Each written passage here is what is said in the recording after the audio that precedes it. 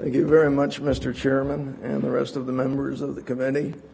I have a couple of general comments, and then I'll get into a couple of specifics. But basically, for the record, I am testifying against Bills 7170, 7282, 7313, 7611, 7760, 7764, and 47444 and 7612.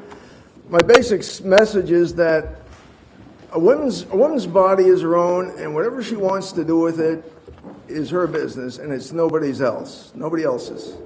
I include in that the government. The government has no right to tell a woman what to do in any way, shape, or form with respect to her body. And I find it kind of hard to comprehend how some people can feel that it's okay. There was one, with respect to one bill in particular, number 7170, equating fetus with person. And from my point of view, this can be legislated about as much as saying that pi is equal to 3. Just does not compute.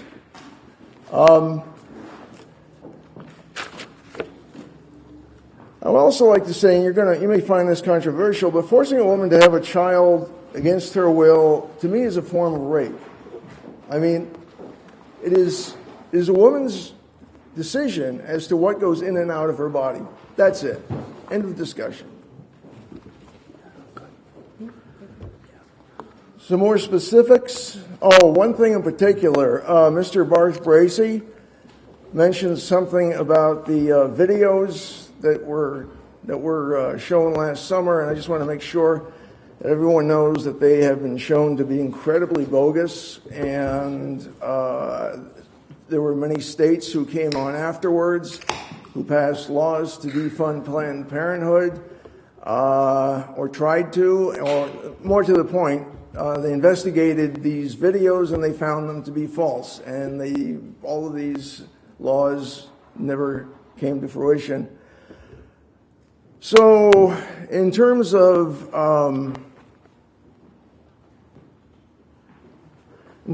Bill number 7313, the ultrasound bill put forward by Representative Macbeth, by way of disclosure, I ran against Representative Macbeth in 2012.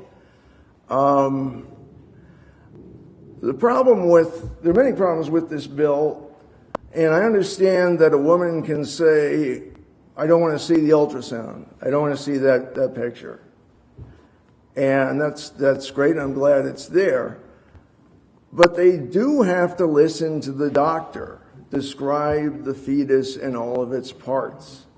And I've heard from people in the district, they say it's cruel. I agree with them. This poor woman has gone through hell making a very difficult decision. Why should she be forced to listen to this stuff? And the record shows that most of the time a woman does not, I say it was the vast majority of the time, a woman does not change her mind after viewing an ultrasound. And so basically there is no point to doing it. One last thing is I would like to say that, two last things, that with respect to Cumberland, I don't think Representative Macbeth speaks for Cumberland in general. She does not represent it. From what I've heard people say, there are like three different groups of people. There are those who are classic pro-choicers, and they believe that they would probably, if they wanted to have an abortion or someone in their family did, that's okay. Somebody else, that's okay. There are people who don't believe in abortion for themselves or their families. But they are pro-choice. They don't believe in imposing their thoughts on anybody else. And that's the vast majority as far as I can tell. There aren't many others. Lastly, with respect to, let's see, Pardon me, I lost it. With respect to the consent bill, repealing the bill requiring a husband's consent, one of the things that I think speaks for a woman's right to control her body, bear in mind that this entity has been growing in her body for 9 months and contains an awful lot of cells. The woman has supplied everything for those cells, with the exception of the one sperm cell. The sperm cell is about, 7 times 10 to the minus 10th percent of the weight of a baby. In other words, 99.9 followed by roughly 10 nines percent of a fetus are due to the woman. The guy has nothing to say about it, really. So in summary, I'm basically speaking for the choice for women, and I want to thank everybody for listening today. Mr. Oot, that's okay. Vice Chair Costa would like to ask you a Yes, question. go right ahead. Hi, I just want to make a quick statement. You had stated that you weren't familiar with anybody that's changed their mind after seeing an ultrasound. I didn't say that. What did you say? Let me put it this way. If I said that, I didn't mean to say it. There are many people who wish they have changed their mind. Thank you. In general, but I did not say a specific, let me put it this way. I'm sure there are specific people.